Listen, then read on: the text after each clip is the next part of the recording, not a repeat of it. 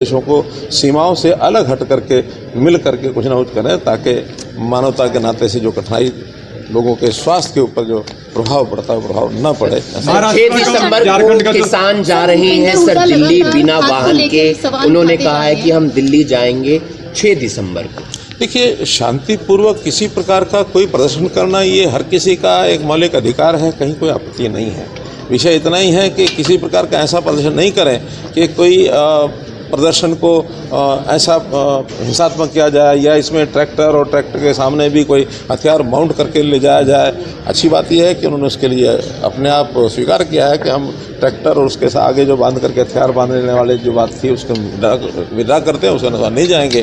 और कोई अन्य साधनों से पैदल से जाएगा तो मुझे नहीं लगता उसमें कठिनाई आएगी। हाँ, एक प्रक्रिया होती है कि कहाँ वो प्रदर्शन करेंगे, उस स्थान की अनुमति वहाँ जो है संबंधित जो विभाग है उनसे वो लेनी होती है, वो लेंगे और जाएंगे, कोई कठिनाई नहीं है। सर, चंडीगढ़ में सर नई विधानसभा पर पंजाब की आपत्ति है, उस पर क्या कहेंगे? देखिए, वो एक प्रक्रिया है, प्रशासनिक प्रक्रिया है। जमीन के बदले जमीन उसकी ऑफर की गई थी और उसकी प्रोसेस चल रही है, और उसमें पहले वन विभाग की क्लियरेंस नहीं मिल रही थी, वन विभाग की क्लियरेंस मिल गई है। और जो जमीन हरियाणा को ने डिमांड की है उसके बदले में पंजाब ने चंडीगढ़ ने कहा कि हमको इसके बदले में 10 की बजाय 12 एकड़ जमीन चाहिए, तो 12 एकड़ का बात हो गई है। दोनों चीज़ें लगभग प्रॉब्ली तय हुई है, लेकिन फाइनल उसका जो होना है एग्रीमेंट वो भी होना शेष है। इसमें पंजाब के लोगों को आपत्ति करने की आवश्यकता नहीं है। मेरा स्वयं सुझाव मैंने दिया था मान साहब को भी, जैसे आगे जा करके विधानसभा हमारी छुट्टी पड़ने वाली है। इस विधानसभा में आज 90 की संख्या है और डिलिमिटेशन के बाद ऐसा संभावना बताई जा रही है कि 126 संख्या हो जाएगी। वहाँ तो 90 लोग ही बड़ी मुश्किल से बैठ पाते हैं। पंजाब को भी अगर लगता है कि उनको भी कोई भवन विधानसभा आदि नई बनानी है, उनको भी ऐसा कोई ज़मीन चाहिए, तो चंडीगढ़ में ज़मीन बहुत है, बदले में वो साथ में लगता है उनका मोहाली है अथवा अन्य एरिया है, उसमें बदले में वो दे सकते हैं। तो कोई प्रोसेस करते हैं, ये एक म्यूचुअल एग्रीमेंट के नाते से है, कोई फ्री में ज़मीन नहीं ली जा रही और ना ही कोई ज़मीन का ऐसा विषय है कि चंडीगढ़ एडमिनिस्ट्रेशन के साथ कर नहीं सकता। चंडीगढ़ एडमिनिस्ट्रेशन ने पहले भी इस प्रकार की ज़मीनें बेची भी हैं, बदले भी किए हैं। सारा विषय है ज़मीन का बदला ज़मीन से हो रहा है, कोई ऐसा फ्री ले रहा है ऐसा नहीं है। प्रतिपक्ष जो भूपेंद्र सिंह हुड्डा है उन्होंने कहा है कि बाप बेटा जो आप लोग कटाक्ष करते हैं अक्सर, उन्होंने कहा कि हम स्वतंत्रता संग्राम से जुड़े हुए व्यक्ति हैं, मेरे पिताजी स्वतंत्रता सेनानी रहे। उसका उन्होंने जवाब दिया। ऐसा है कि केवल वही जुड़े हुए ऐसा नहीं है, चाहे उनकी अपनी पार्टी हो चाहे दूसरी पार्टियां हो, सैकड़ों हजारों लोग जुड़े हुए हैं।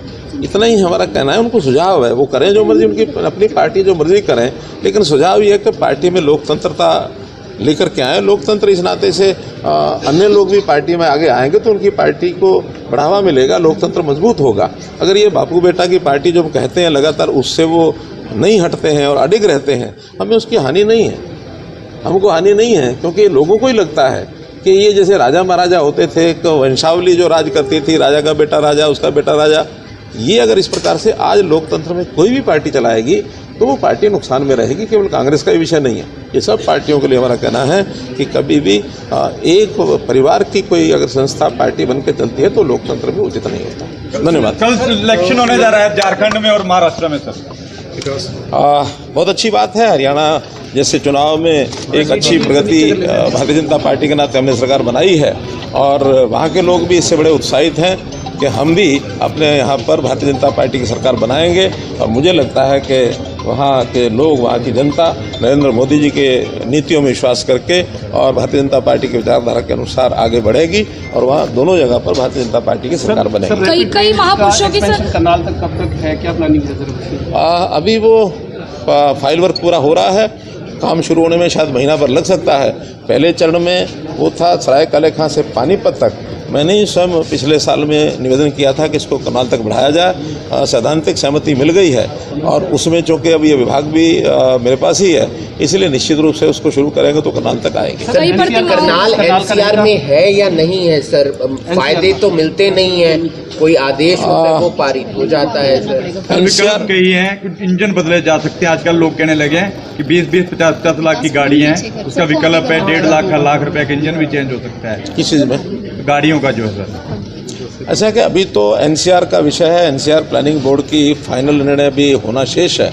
लेकिन जहाँ तक मुझे लगता है कि यहाँ जो भी एनसीआर का हमने बढ़ावा किया था, एरिया में रहे ना रहे इसका एतराज़ नहीं है, बल्कि जो रेस्ट्रिक्शंस लग जाती हैं एनसीआर एरिया में आने के बाद, उसके कारण से हमारे उद्योग के लोग हैं, हमारे वाहन चलाने वाले जो लोग हैं, परिवहन विभाग है और अन्य जो रिस्ट्रिक्शंस लगती हैं उसके कारण से कठिनाई आती है। उसके ऊपर एक विचार चल रहा है कि इस समस्या का कैसे समाधान हो। एरिया हमारा अंदर रहेगा तो अच्छी बात है ताकि एनसीआर में होने वाले लाभ वो मिलें, लेकिन जो कठिनाइयाँ हैं उसमें से हल निकाला जाए। Final decision yet to be done. कई महापुरुषों की सर प्रतिमा का आज अनावरण किया जाना है स्मार्ट सिटी प्रोजेक्ट